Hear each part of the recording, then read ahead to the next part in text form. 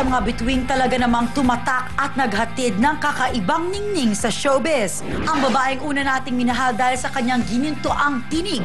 Ang aktres na pinatunayan ang natatanging galing sa pag-arte hanggang sa ibang bansa. Siya si Nora Cabaltera Villamayor o mas kilala bilang si Ate Guy, ang nag-iisa at natatanging superstar ng pelikulang Pilipino. May 19, 2 araw bago ang espesyal na kaarawan ng ating superstar ay isang simpleng sorpresa ang inihanda ng paparazzi para sa kanya. Kung naniwala ako sa lahat ng mga sabi-sabi, hindi ko ma-experience ang pagkatao mo. Pero ngayon, alam ko na kung bakit. Alam ko na kung bakit ka naging superstar. Alam ko na kung bakit ka naging icon. At yun ay napatunayan mo at nakita ko. Kaya gusto kong pasalamatan ka at gusto kong i-greet ka ng happy birthday. At syempre, ang isa sa pinaka-importanting tao sa kanyang buhay. Wish ko kay Mami, sana maging maayos din yung boses.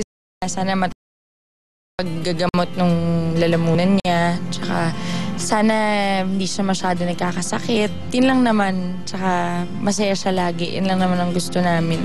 Happy birthday, Ma. Happy birthday po. Happy birthday, Ate Guy! We love you!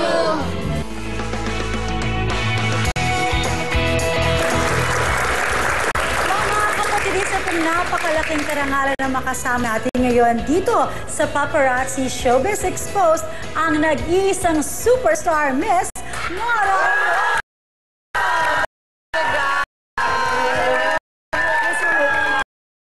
Happy birthday! Maraming salamat. And happy Mother's Day! Maraming salamat. At dahil birthday mo, Ate Guy, malapit na sa May. Siyempre, talagang pinaka-tumatak sa past year. Kasi syempre, ang dami pong nangyari. Na to. Nagbalik ka sa show. Mula nag-umpisa ako pagkakaroon ng asawa, anak, ay naging lahat-lahat. Yun. At yung nawala ako ng matagal, pagbalik ko rito. Kung tatanggapin ako, yung gano'n. May takot, pero nung pagbalik ko sa awa naman ng Diyos. Ay, grabe ang support. Sabog ang mga mata ni Idol, ha? Palabas, 1986 to 2012. Naku, yung mga yan talagang alam na nila kahit na hindi ako magsalita. Alam nila kung ano yung nasa isip ko, ano yung nasa puso ko. Tingin na lang na mata nagkakaita. Ganun sila katindi sa akin. Pagmamahal. Siyempre, Ate Guy, I was here to do a movie, di ba? For Intawi-Tawi. At siyempre, ang director niyo po, walang iba kung hindi si Direk Dante Mendoza. Yeah, tapos na yung movie namin na ginawa sa Tawi-Tawi. Kamusta naman yung experience doon? Ay, naku. Bagong sa buhay.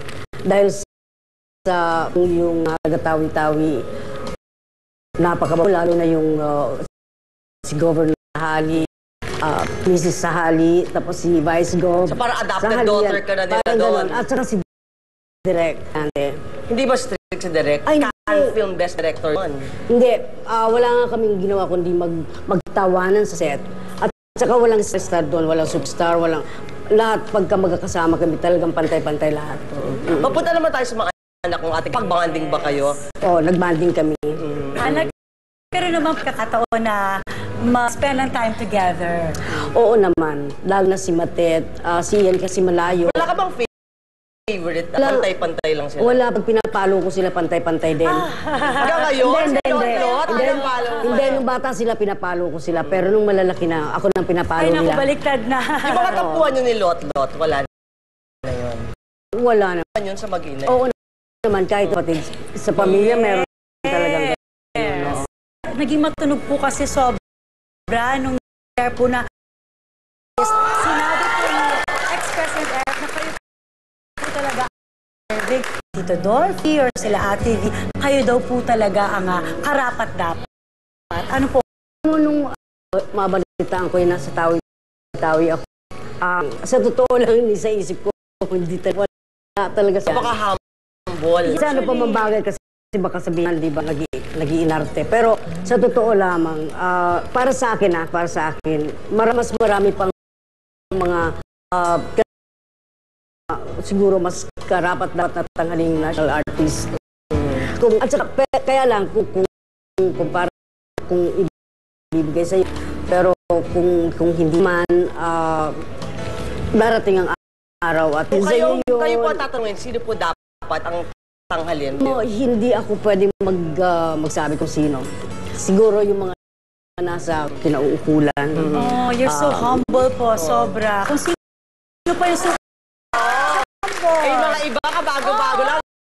Lalaki na ba? Sa talentadong Pinoy, nandun po naman yung naman superstar.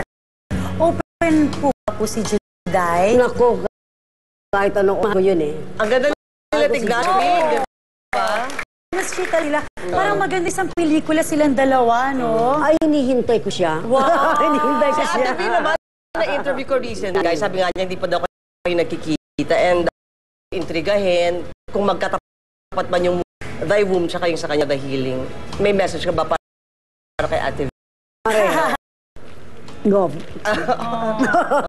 Diba? Paalis kayo papuntang papagamot daw kayo ng boses. Talagang tutuloy niya na yung operasyon.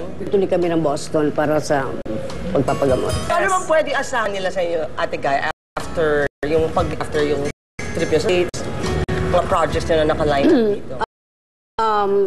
Sa TV, mayroon silang binabalak na miniserye. Pelikula muna. Pelikulang gagawin at siguro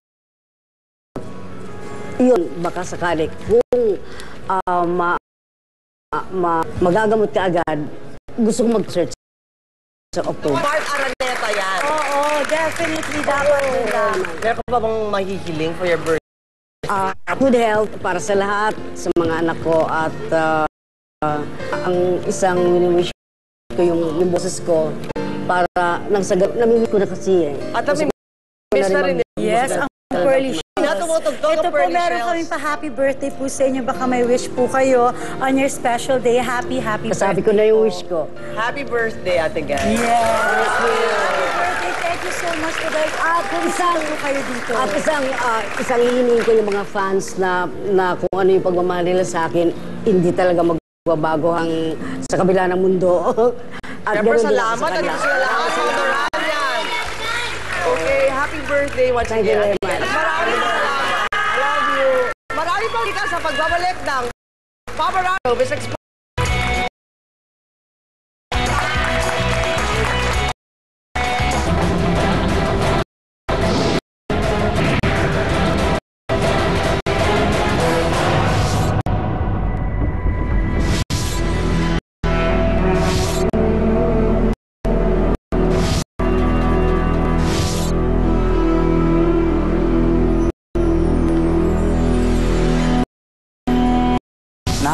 Kasi unang-una, hindi sakat ang isip lamang ang storya ng Dayo. Cover ko yung storya ko na-discover namin, Tawi-Tawi, yung lugar. I haven't been there. So, nung nagpunta ako doon, immediately na-in love ako sa lugar. Pero wala akong kwento. Yung lugar pa lang yung nakita ko. Research kami doon. Na-discover ko rin hindi lang yung lugar, kundi yung mga tao. Doon nag-umpisa yung kwento ng Daewoo. So it was really based on a real-life story of these people, especially of this couple, Bajau, itong buhay nila. Nasa ng mga ng mga kapatid nating Muslim na, for as long yung asawa, karoon pa ng isang asawa ang kanyang Okay, ngayon, kung hindi papayag, inaalaw sa kultura nila. Dito sa pelikula, pumayag si Ate Guy na magkaroon ng asawang kanyang. Hindi ang bumuo ng ganitong lalo pa at binubuo ito ng mga dekalibreng artista. Unang-una, hindi ko alam na kaya namin makuha si Ate Guy. Yung mga budget, we have to consider. So, wala akong idea kung ko sa kanya, wala akong idea kung ano yung kontrata niya sa TV5, so medyo complicated. So hindi ko talaga inisip. No? Basta ginawa muna namin yung kwento Ginawa muna namin hanggang sa nung natapos ang kwento nito, ang requirements ng kwento, kami nag-isip ng artista. Of course, nandoon siya sa top of the list ng mga artista. But kasi you should have an option. Kasi what if hindi siya po pwede, ganun. Actually, we just tried. Nag-try lang kami. It so happened na pumayag siya at excited siyang gawin yung pelikula. It's a major production. It's a big production, no? Makikita naman natin, hindi lang naman Bembo Rocon, si Lavi po. Nag-shoot kami sa Mindanao, sa Cebu, sa Turtle Islands. Idagdag mo pa ang plano ni Direk na August or September, balak namin i-submit sa abroad. Hindi pa namin alam kung nagtanong ng Film Festival, okay naman sa kanila for as long as hindi siya commercially. habol pa ng magaling na direktor. When sa show business, parang yun ang pangarap mo, di ba?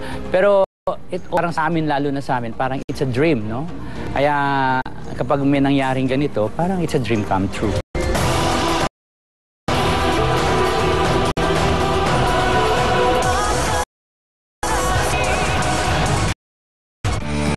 Don't go.